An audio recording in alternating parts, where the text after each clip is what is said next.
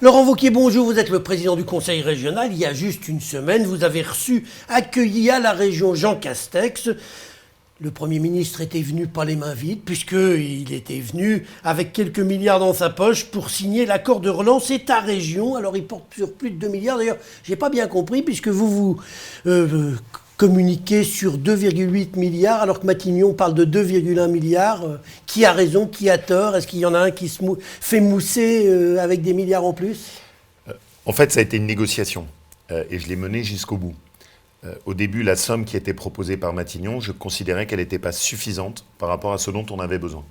Donc on a négocié pour l'augmenter, avoir un volet ferroviaire, j'y tenais beaucoup, parce que je veux qu'on puisse investir notamment sur le RER lyonnais, à Grenoble également. Donc ça, c'était un volet que je voulais rajouter. Il y avait un volet aussi sur le déploiement d'Internet et de la fibre que j'ai fait rajouter. Donc au total, on est arrivé à 3 milliards d'euros. Et d'ailleurs, je tiens à le dire, avec le soutien du préfet de région, parce que Pascal Mayos nous a beaucoup aidés pour aboutir sur ce point de discussion. Après, les sommes, au-delà des sommes, ce que je veux surtout, c'est expliquer pourquoi on fait ça. Ça vient d'où cet argent? Est-ce que c'est de l'argent qui vient de l'État, de la région? Il vient d'où? De la poche du contribuable, de toute façon, à la sortie. Oui, je crains qu'à l'arrivée, essentiellement, c'est ça. Mais c'est parce que c'est ça qu'il faut qu'il soit bien géré. Il y a 1,5 milliard d'euros qui vient de l'État, 1,5 milliard d'euros qui vient de notre région. Et je veux bien préciser les choses pour ceux qui nous écoutent. L'argent qui vient de la région n'est pas financé par une augmentation de notre dette. Parce que nous, on a fait des économies quand ça allait bien. Et donc, ce que je fais en ce moment, c'est que j'utilise l'argent qu'on a mis de côté quand ça allait bien pour protéger dans la période où ça va mal. Et l'idée, c'est que le danger en ce moment, on parle beaucoup du Covid, mais on oublie l'autre crise, qui est celle de l'emploi qui est en train de monter. Et donc cet argent, il est destiné à être injecté très vite pour soutenir qui? Nos commerçants, nos artisans, nos PME, redonner des chantiers dans nos lycées pour pouvoir donner de l'activité et donc compenser le choc de la crise économique avant qu'il s'installe trop. Laurent Wauquiez, la région a-t-elle prévu aussi de voler au secours des étudiants? Parce que depuis quelques jours, on en parle beaucoup. Les étudiants sont dans une situation catastrophique, à la fois matérielle pour certains, mais pas seulement. Ils sont également dans une situation psychologique très difficile. Est-ce que la région a prévu quelque chose de particulier pour eux? Nous, d'abord, il y a les étudiants ceux qui nous sont confiés, qui sont les étudiants dans le domaine sanitaire. Tout ce qui est les écoles d'infirmières, tout ce qui est les écoles sanitaires et sociales, sur lesquelles on a fait un accompagnement très spécifique, et notamment pour leur permettre d'avoir des jobs juste avant Noël, qui leur permettent de financer leurs dépenses. Parce qu'un des drames en ce moment, c'est qu'il n'y a plus de jobs étudiants. On a des étudiants qui peuvent être confinés avec des frais qui sont très importants. Quand vous êtes étudiant à Lyon, c'est très cher. Et par ailleurs, on travaille avec les associations étudiantes pour faire la pression sur le gouvernement pour qu'il y ait une prise en compte de leur situation. Il y a eu des petites annonces hier, mais qui sont à mon avis pas à la mesure du sujet. Parce qu'il y a un sujet psychologique. Quand vous êtes tout seul face à votre ordinateur, il n'y a pas de présence, il n'y a pas de soutien. Il y a un moment où juste les étudiants s'épuisent.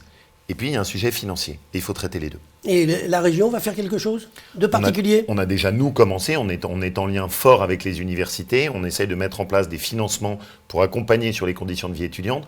Donc, bien sûr, en ce moment, il y a une situation qui est très difficile. Je ne sais pas si vous avez vu, mais ça ne concerne pas que les étudiants universitaires. On a eu hier un étudiant lycéen qui s'est suicidé dans la région.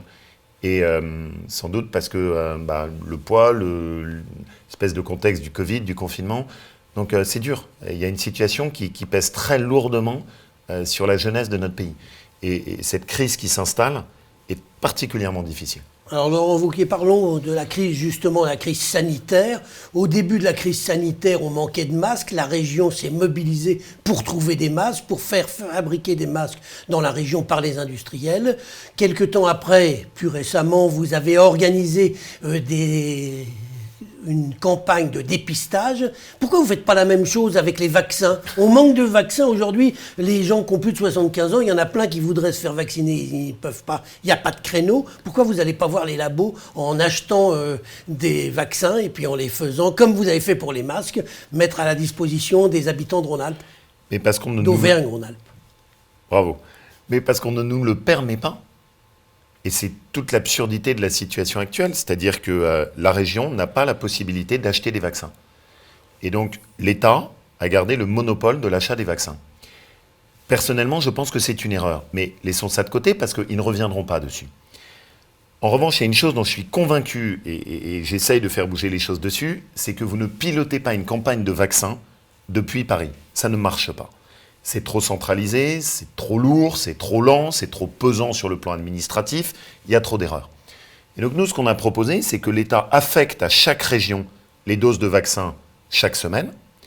Nous, ensuite, on s'organise avec le réseau des médecins libéraux, qui peuvent accompagner de façon beaucoup plus importante, les pharmacies, le réseau des infirmiers, et on organise ce qu'on a fait sur les tests, avec réussite, et là, on pourra aller beaucoup plus vite.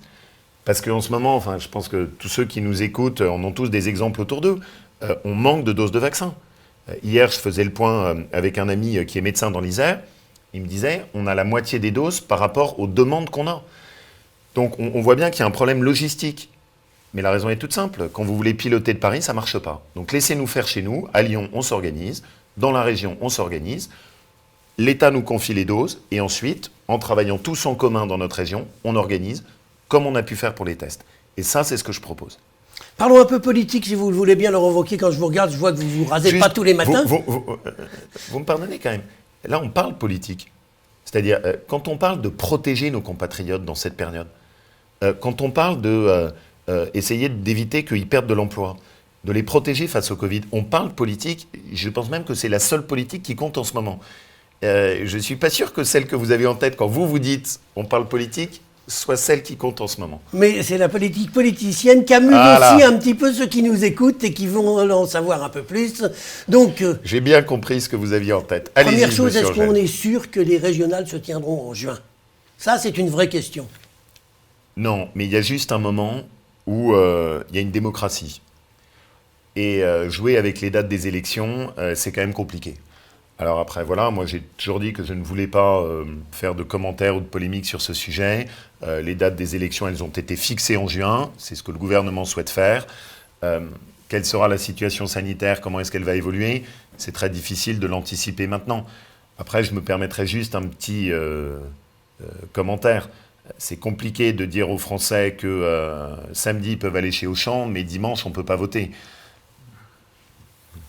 Najat Vallaud-Belkacem pourrait être votre adversaire. Est-ce que vous êtes flatté que l'ex numéro 3 du gouvernement vienne disputer la présidence de la région si c'est elle qui, effectivement, mène le combat pour la gauche? C'est honnêtement, ce qui peut me flatter, c'est de me battre pour notre région. Ce qui peut m'intéresser, c'est d'essayer de mettre en place des mesures concrètes, comme tout ce qu'on a évoqué au début. Être flatté parce qu'on a un tel ou un tel qui va aux élections régionales, non. Ça va attirer les médias nationaux. Oui, mais honnêtement, ce n'est pas mon sujet. Et d'ailleurs, comme vous l'avez noté, je fais très peu de médias nationaux, parce qu'en ce moment, ce n'est pas ce qui m'intéresse. Je pense qu'on a une situation qui est très difficile, et donc ce n'est pas mon sujet. Après, voilà... que telle personnalité qui a abandonné notre région revienne ensuite au moment des élections, puis reparte, fasse des médias nationaux, puis ensuite revienne en disant qu'on adore notre région, ça me fait toujours un peu sourire. Voilà. Donc personnellement, c'est pas ça qui m'importe, et je pense que cette élection, elle sera sur une seule chose, comment on protège les habitants de notre région dans la crise. C'est tout. Ce sera la seule question. Comment est-ce qu'on protège les habitants de notre région dans la crise ? Avant de nous quitter, juste un petit mot quand même sur la montagne, protéger les gens. Aujourd'hui, le gouvernement l'a dit, on ne va pas rouvrir les remontées mécaniques probablement avant la fin de la saison blanche. Est-ce que, à votre avis, il aurait fallu laisser les stations ouvertes, accueillir les touristes, et dans ce cas-là, un risque sanitaire? Et sinon, qu'est-ce qu'on peut faire financièrement pour sauver ces gens-là? D'abord, la première chose, c'est que la montagne dans notre pays, le problème, c'est qu'elle est très souvent caricaturée. On explique qu'en gros, la montagne, c'est un territoire de privilégiés.